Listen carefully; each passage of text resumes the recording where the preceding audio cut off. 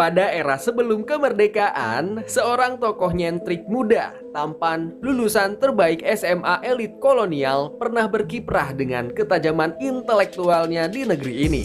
Pemuda ini bernama Mashhudul Haq, yang berarti pembela kebenaran, atau yang lebih kita kenal dengan nama Haji Agus Salim.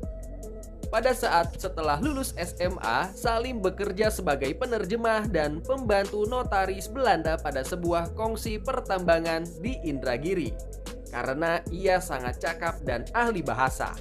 Kemudian pada tahun 1906, Salim berangkat ke Jeddah, Arab Saudi untuk bekerja sebagai penerjemah juga di konsulat Belanda, mengurus orang-orang Indonesia yang pergi berhaji dari Indonesia.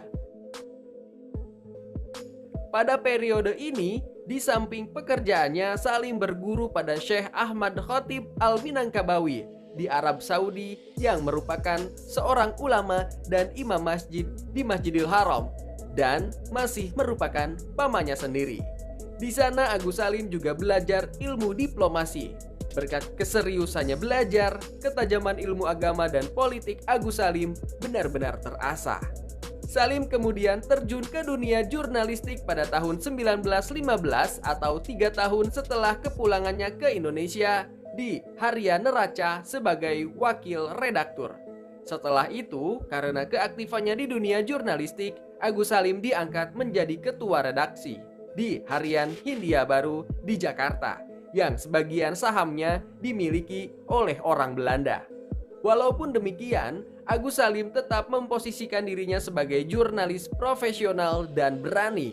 Terbukti, surat kabar pimpinannya pernah mengkritik kebijakan-kebijakan pemerintah Belanda.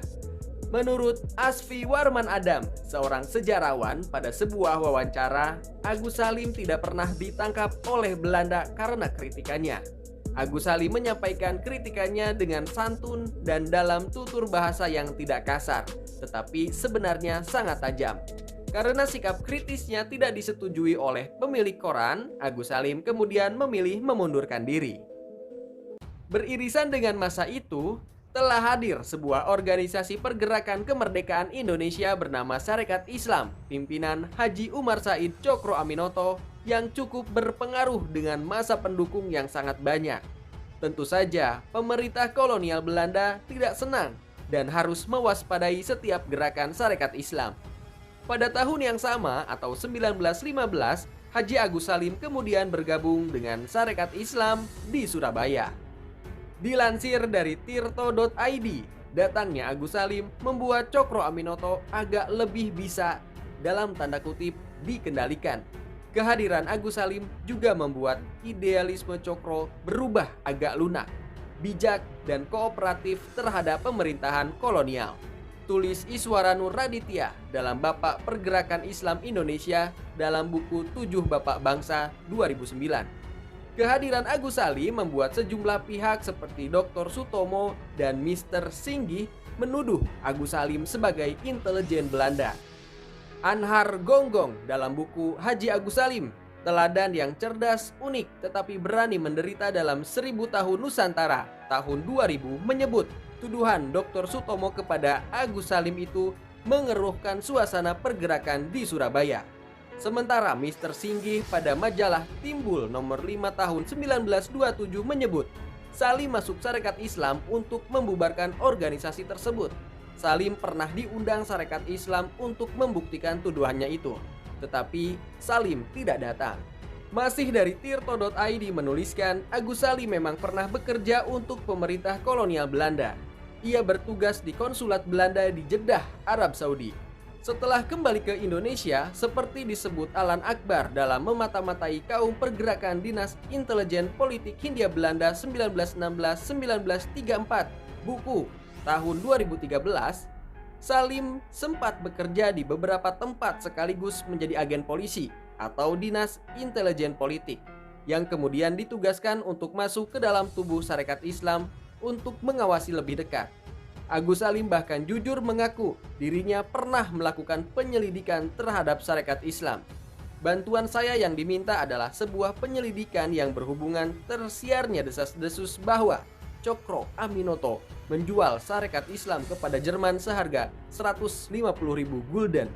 Dengan dana itu, Cokro Aminoto akan melancarkan pemberontakan besar di tanah Jawa. Sedang senjata dan perlengkapan lain disediakan oleh Jerman.